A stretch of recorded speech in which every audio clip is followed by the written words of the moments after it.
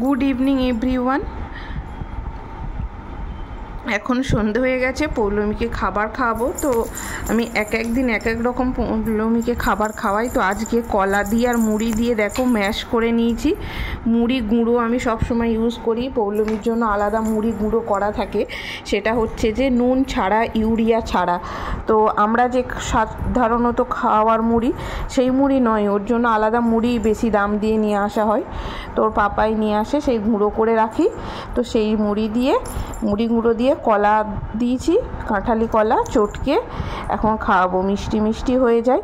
তো এটাই এখন ওর সন্ধেবেলার খাবার। চলো এখন সন্ধেবেলা আমি ওকে খাওয়াচ্ছি, আর দেখবে ও খেয়ে নেবে কত ভালো করে। দাঁড়াও মা, ওরম পা দিয়ে মেরো না।